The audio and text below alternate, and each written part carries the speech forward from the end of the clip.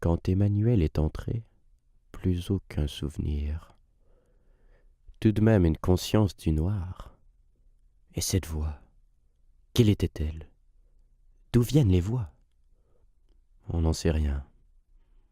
Mais Emmanuel a repris la mémoire, dit-on. Comment? Dur à dire. Quelque chose comme des souvenirs qui s'organisent en insérant peut-être une cassette dans le magnétoscope.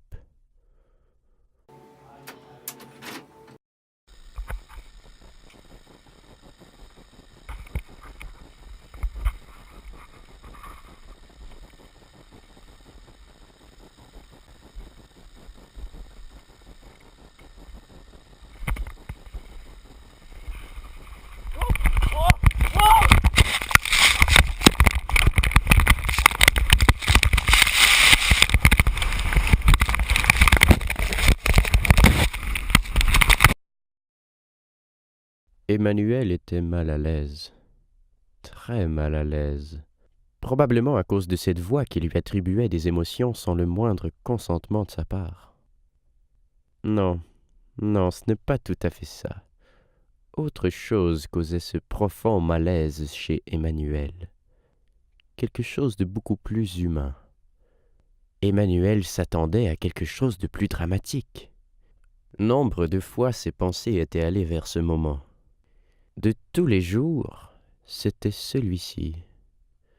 Un dimanche?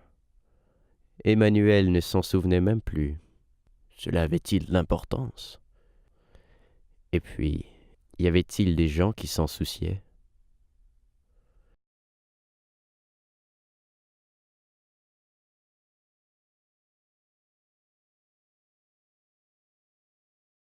Non, Emmanuel était bien seul. Personne n'en avait quelque chose à faire. Après tout, toutes ces personnes avaient des choses bien plus importantes à faire.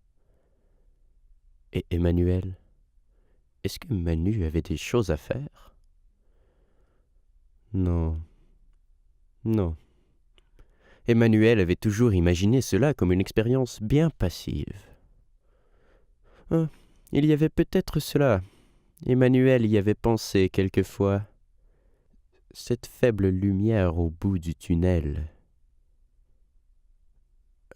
Emmanuel, pourrais-tu serrer un peu l'ampoule? Merci, Emmanuel. Waouh, ça le fait, n'est-ce pas? Chouette cette lumière, vraiment chouette. Tu dois être fier, n'est-ce pas, Emmanuel?